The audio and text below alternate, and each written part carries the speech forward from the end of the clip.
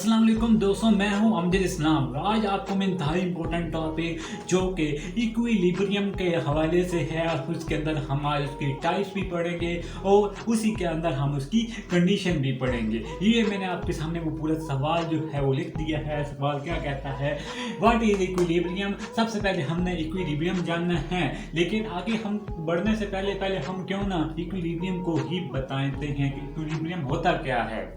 Now let's start the video. Equilibrium के बारे में दोस्तों आपने फर्स्ट न्यूटन का कानून जो है वो तो पढ़ा ही होगा।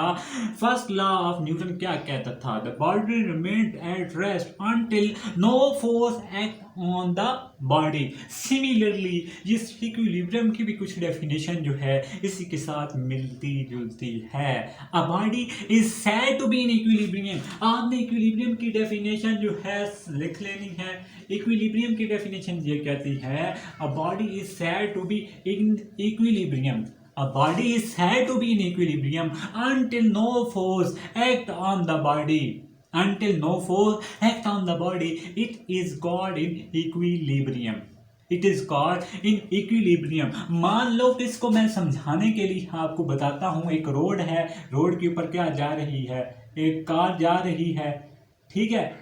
एक यूनिफॉर्म वेलोसिटी के साथ ये कार जो है, ठीक है, ये कोई चीज़ समझ लो, ये जा रही है एक रोड के ऊपर, ये जा रही है कार ही समझ लो। ये यूनिफॉर्म वेलोसिटी के साथ जो है ये कार जो है ऐसे मूव करती हुई जा रही है, एक यूनिफॉर्म वेलोसिटी है। तो वो मतलब जो है वो किसकी हालत में है, इक्विलिब्रियम की हालत में है। सिमिलरली आप अक्सर औकात हवा के अंदर देखते हो, हवा के अंदर हवाई जहाज एरोप्लेन जा रहा होता है, वो एक यूनिफॉर्म वेलोसिटी के साथ मूव कर रहा होता है। तो इसकी एग्जांपल में मैंने कहा कार यूनिफॉर्म वेलोसिटी के साथ मूव कर रही हो, और दूसरी नंबर पे एरोप्लेन, ठीक है, एरोप्लेन भी एक कांस्टेंट स्पीड कांस्टेंट वेलोसिटी के साथ मूव कर रहा हो, तो वो क्या कहलाता है, equilibrium. A body is said to be in equilibrium until no force act on the body, it is called equilibrium. जी now let's move to the types. इसकी टाइप्स जो है बड़ी मजे की हैं। टाइप्स में सबसे पहली टाइप्स जो आती है वो स्टेबल इक्विलिब्रियम होता है। वो कौन सा इक्विलिब्रियम है, स्टेबल इक्विलिब्रियम है, ठीक है। स्टेबल इक्विलिब्रियम क्या होता है, स्टेबल इक्विलिब्रियम इसकी पहली टाइप्स, बेसिक्स इसकी 3 टाइप्स हैं। एक स्टेबल है, एक अनस्टेबल है, एक न्यूट्रल है। स्टेबल क्या कहती है, अब बॉडी लिखना आपने खुद भी है, ठीक है, अब आपने लिख लेना है और उम्मीद आपको स्क्रीन के ऊपर भी मेरी डेफिनेशन शो होगी। When a body is slightly disturb, अब आपकी डेफिनेशन कैसे आपने करनी है, when a body is slightly disturb so the body come to या return to its original position, वो क्या कहलाएगा, स्टेबल इक्विलिब्रियम। मतलब ये कि एक किताब है, एक बुक है, वो आपने ऐसे सीधी ये पड़ी हुई है मेज के ऊपर, टेबल के ऊपर, और आपने थोड़ा सा उठाया और आपने ये चेक करना है कि ये बुक जो है क्या करती है। आप ऐसे छोड़ेंगे वो अपनी उसी हालत में है, कोई तब्दीली नहीं ना आई। आपने थोड़ा सारा उठाया और छोड़ दिया, वो अपनी उसी हालत में रही। इट मीन कि वो किसकी हालत में है, स्टेबल इक्विलिब्रियम में। ये कार ही समझ लो, ये कार ही है। ये कार भी, इसका जो सेंटर ऑफ ग्रेविटी होता है, सेंटर ऑफ ग्रेविटी वो डाउनवर्ड एक्ट करता है। इसी वजह से ये कार भी जो है ये किसकी हालत में होती है, स्टेबल इक्विलिब्रियम की हालत में होती है। When a body is slightly disturb so it's come to its original position, ठीक है, it's come to its original position. Car को भारी इसलिए रखा जाता है क्योंकि ये इसका जो है तवाज़न जो है वो बरकरार रहे, ठीक है। अब आपको समझ आ गई होगी स्टेबल की दूसरी टाइप्स कौन सी है, अनस्टेबल जो है बिल्कुल इससे मिलती जुलती डेफिनेशन है। अनस्टेबल इक्विलिब्रियम की प्रॉपर डेफिनेशन क्या है, when a body is slightly disturbed, when a body in slightly disturbed so the body does not come to its original position। उसमें ओरिजिनल पोजीशन में आती थी, किताब को उठाया नीचे किया सेम पोजीशन पे आई, आपको कोई फर्क नहीं पता चलेगा। आपने कार को लिया, कार को थोड़ा सा उठा के भी चेक कर लो, चले हाँ कार को चलो उठा ही थोड़ा सा लो, ऐसे उठाओ फिर छोड़ो, फिर उसी पोजीशन में अपनी उसी पोजीशन में आती है ना। इसका centre of gravity downward act करता है।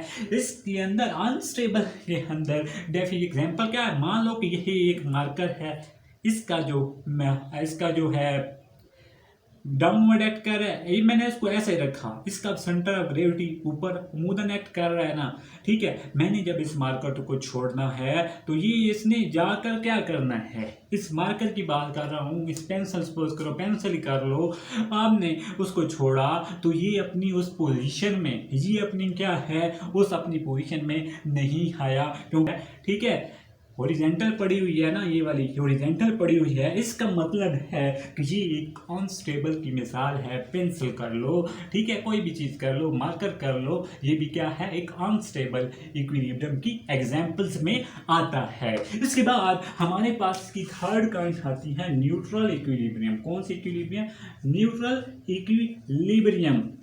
न्यूट्रल इक्विलिब्रियम क्या कहती है? A body when a body is slightly disturb, जब बॉडी को थोड़ा सारा तब्दील किया जाए, when a body is slightly disturb, so the centre of gravity does not shift. वो कहता है जब बॉडी को आप थोड़ा सारा तब्दील करो, उसका सेंटर ऑफ ग्रेविटी शिफ्ट ना हो, वो क्या कहलाया जाता है? वो कहलाया जाता है न्यूट्रल इक्विलिब्रियम। यहाँ तक तो आपको सारा न्यूट्रल की सारी डेफिनेशन डाल की मैं आपको थोड़ा सा रिपीट कर देता हूँ, मैं थोड़ा सा सिंपली ज़बान में अपनी ज़बान में कन्वर्ट करके देता हूँ। स्टेबल इक्विलिब्रियम वो इक्विलिब्रियम होता है क्या जिसके अंदर क्या हो, जब बॉडी को थोड़ा सा डिस्टर्ब किया जाए तो वो अपनी उसी पोजीशन में वापस आ जाए, वो स्टेबल होता है। अनस्टेबल जब बॉडी को थोड़ा सा डिस्टर्ब किया जाए तो वो अपनी उस पोजीशन पर वापस ना आए, वो गैर क़याम पजीर, इसको क़याम पजीर कहते हैं, इसको गैर क़याम पजीर कहते हैं। न्यूट्रल इक्विलिब्रियम वो होता है जब बॉडी को थोड़ा सारा डिस्टर्ब किया जाए तो वो एक नई पोजीशन पर जाकर ठहर जाए। इसकी अब एग्जांपल्स जो हैं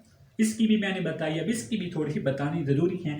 न्यूट्रल इक्विलिब्रियम की एग्जांपल मान लो ये बॉल है, मान लो ये बॉल है, जब बॉल को आपने थोड़ा सारा ऐसे मूव किया, ये बॉल जो है ये बॉल ऐसे तब्दील हो गया, ठीक है। इसको आपने थोड़ा सा ऐसे थोड़ा सा ऐसे टक्कर लगाई, फोर्स लगाई बॉल को, तो ये इसने अपनी डायरेक्शन दे, देखो आंखें मैंने इसलिए बनाई था तो थोड़ा सा पता चल गया, ये टेढ़ा हो गया, टेढ़ा होकर इसकी आंखें जो है वो इधर आ गई, तो ये क्या है न्यूट्रल इक्विलिब्रियम की एग्जांपल है। न्यूट्रल इक्विलिब्रियम के एग्जांपल में ये मार्कर है, यही पेंसिल जो है, ये भी दोस्तों ये भी जो है ना, ये भी इसकी एग्जांपल्स में आ जाता है। गोला जो है मोटा सा होता है, उसको भी थोड़ा सा आप जो फेंकने के लिए इस्तेमाल होता है, ठीक है, वो भी इसकी एग्जांपल्स में आता है। और इसकी बहुत सारी एग्जांपल्स हैं न्यूट्रल इक्विलिब्रियम की। एक तो बॉल हो गया, पेंसिल हो गई, ठीक है, गोला हो गया, ठीक है, ये सारी जो हैं ये सारी की सारी किसके एग्जांपल हैं? न्यूट्रल इक्विलिब्रियम की एग्जांपल है। जी हाँ जी, हमारी जो है यहाँ तक नंबर पक्के हो गए। इसके बाद हम इसकी कंडीशंस बताएंगे, इसकी कंडीशन जो है वो क्या कौन सी हैं। There are two conditions of equilibrium। इसकी पहली शर्त जो है, इसकी पहली फर्स्ट कंडीशन जो है वो क्या है, जिसके अंदर the sum of resultant of all the forces, sum of resultant of all the forces, तमाम फोर्सेज का जो रिजल्टेंट हो वो अगर ज़ीरो हो तो ये हमारी फर्स्ट कंडीशन जो है इक्विलिब्रियम की वो फिलफिल करता है। और इसकी सेकंड कंडीशन जो है वो कौन सी है, एक तो रिजल्टेंट हो गया, द सम, एक इसके अंदर क्या था, the resultant of all the forces equal to zero, इसके अंदर the sum of all the torque, टा को बार टा बोलते हैं बाहर, ठीक है, the sum of all the torque equal to zero, तो ये हमारे पास की सेकंड कंडीशन हो गई। दीज आर ऑल अबाउट, ये वही कंडीशंस हैं, इसके अंदर फोर्सेस का मजमूआ, इसके अंदर टॉर्क का मजमूआ अगर जीरो हो तो वो ये हमारे पास इसकी इक्विलिब्रियम की बेसिक कंडीशन है। We have discussed all about the things that I have already discussed thing. मैं आपको एक मतलब फिर रिपीटेशन में कराता हूँ। इक्विलिब्रियम क्या होता था, जब बॉडी उस वक्त तक अपनी इक्विलिब्रियम की हालत में रहती है जब तक उस पर कोई फोर्स अमल ना करें। इसके बाद स्टेबल इक्विलिब्रियम क्या था, अब स्टेबल आपको पता ही है कि स्टेबल को क्या कहते हैं, क़याम पजीर कहते हैं, ठीक है, जो बॉडी जो है अपनी मतलब थोड़ा सा डिस्टर्ब करने से वो अपनी उसी पोजीशन पर आ जाती है, वो स्टेबल जो अपनी उस पोजीशन पर असल पोजीशन पर ना है वो अनस्टेबल, जो नई पोजीशन पर आकर ठहर जाती है वो अनस्टेबल, जो sum of all forces sum of all task ये अगर जीरो के बराबर हो तो ये इसकी फर्स्ट और सेकंड कंडीशन है वो फुलफिल हो जाती है। These are all about, hopefully you will enjoy, kind like and subscribe to master Amjad, and hopefully you enjoy my lecture. Thank you very much. Watch to us.